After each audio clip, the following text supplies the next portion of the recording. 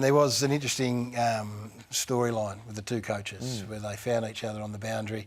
When you've got the two coaches on the coaching from the boundary, it's the potential for them to come together at various stages is there. It was played down post-game, but Adam Kingsley was on Melbourne radio this morning and perhaps just told us exactly what happened. He didn't say anything, to be fair. There was no abuse or anything like that from Fly at all. There wasn't much in it, to be frank. I didn't appreciate, some of the cheering directed towards Toby, so I just felt obliged just to say, don't do that. That's not on. What do you think? I kind of like before I knew the detail, I didn't know there was the angst in it, so I kind of like the fact that the two coaches... Bottom line is, don't talk to an opposition player. It's as simple as that for me. Now, we've had instances in the past that have resulted in some pretty hefty fine. I like the fact that Adam Kingsley got out this morning and no bulldust, just told us exactly what happened. Grown men, move on. I'm happy with that, but from your point of view, it was 20,000 to Kenny Hinkley previously. So have they got this right? Yes, this is exactly how these matters should be handled. It's a stern phone call to go, hey, don't be doing that. It didn't lead to anything, but that's not what we want down on the boundary. You have to accept that it has the potential to be a volatile scenario. But I do think if you look back as to how it was handled towards the end of last year, where it was the General Counsel, Stephen Mead, who got involved rather than the football department, this has clearly been handled by the football department, exactly as it should have been. And you contrast these statements with opposition players and officials inappropriately engaging each other is something we don't want to see because of the potential to escalate, and the example that it sets for football at lower levels is you are entitled to judge these instances precisely how they pan out. It didn't escalate. It didn't lead to anything sinister or volatile. It was an exchange, which is a bit of a curiosity and something to note. And I think if Craig McRae became habitual on that, there would be sterner measures. This is a lead up. This is a lead up to it. Bedford running off and gives away a 50-metre penalty while there's a shot at goal about to be had. Poor practice by a coach to chip an opposition player. I think we would agree with that. What about the potential for it to escalate? I often think this gets taken to the lower levels where maybe it could, but it doesn't escalate at our level. So I think you're entitled to judge precisely what happened, and nothing came of it. So Ken Hinkley should get his $20,000 back. I felt that from the moment... Get it back? Yep, they should refund it. It should come with no, we just should have rung you and said, yes, we appreciate your apology. It wasn't a great look for the game. Let's not be doing that. But you've owned your actions really well. To have it as conduct unbecoming. The lawyers totally lost their way last year because of the Alistair Clarkson incident, which did have a serious edge. It breached protocols, it breached rules of the game, and it was threatening. That was appropriately dealt with. And then it had this terrible flow-on effect that we treated more trivial matters that we're going to celebrate over the coming weeks when we get to gather round. But hang on, if you don't mind me jumping in.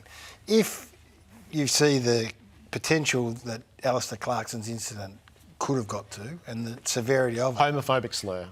It happened. Right.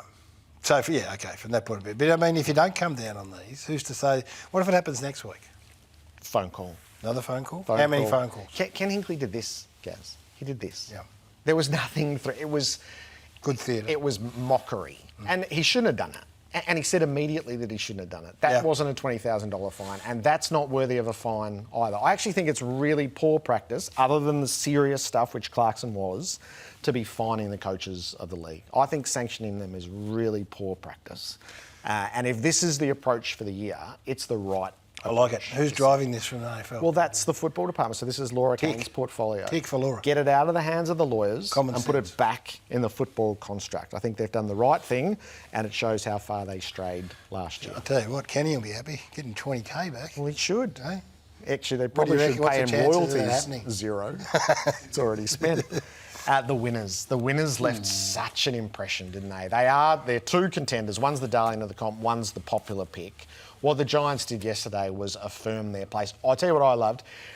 They blew their final series. They've had all summer to ponder that and to ready themselves. They played with a vengeance yesterday. Yeah. Get out there and work through some of that angst.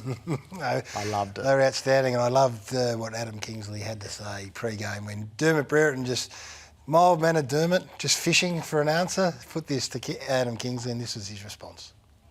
History shows that when we get a team who go out in straight sets, they either play with a purpose or they play angry the next year, trying to rectify it. What are you expecting? I want us to play with a purpose. I mean, playing angry does have its benefits so long as it remains disciplined. That really is our purpose, to be quite frank. You know, we want to play that real physical, violent brand of footy within the rules, and maybe step over the edge every now and then we do, but we like to play on the edge, and I think that's when we're at our best. Physical and violent words used in context that I love, but then when you make those statements pre-game and you're the coach, you're then laying your whole credibility at the feet of your playing group, and then they backed it up. That was what I loved the most. They were violent. Look, this is an example of it. This just brings a smile to those people who love. And look where the pressure comes from. Back. That's a forward running up and pressuring there. So you expect it front, but to have the pressure come from the back from 360 degrees, I think is the most impressive thing. And we'll see it again in a moment. And they had intent. They had hostility about them. And it wasn't just the normal suspects, and I mean, we'll get to Toby in a minute, but the pressure that came, and this, as I said, you watch where the pressure, that's a forward coming up. Here's a forward coming up again, Toby Greene. That's a forward coming up for pressure. So all of a sudden, then you get the fumbles, because it's coming from everywhere, 360 degrees. Josh Dacos can't get a hold of it. So this is what I love the most, and their work in tight was superb. Ball lived in there. It lived in their back half for a while and ended up, Scott Pendlebury gets caught and fumble. There's a fumble from Pendlebury, doesn't fumble. But it was implied pressure from this side. And it happened, as I said, it wasn't the usual suspect. Well, it wasn't just the usual suspects. He ends up getting caught, Scott Pendlebury.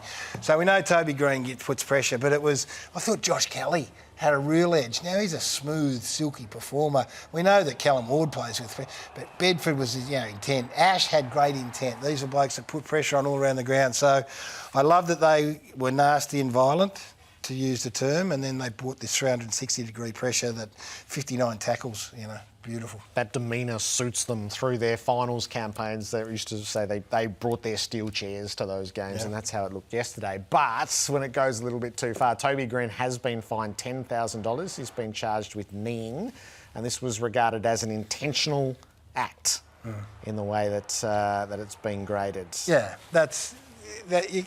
some could argue that that's reflex, but not Kobe, unfortunately, given the history. So if you go back to that original statement from Adam Kingsley, he said, we will be violent and within reason, but occasionally we'll go over. And that's the occasional going over.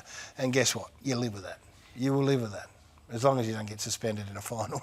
Toby's with us tomorrow night, as long as he's not at the tribunal. I can't wait to talk to Toby. He also had the manner and demeanour of someone that's gone, individual honours, All Australians, best and fairest All Australian captain, enough. Now I just need a premiership. That's what he looked like to me, so it'd be great to chat with him tomorrow.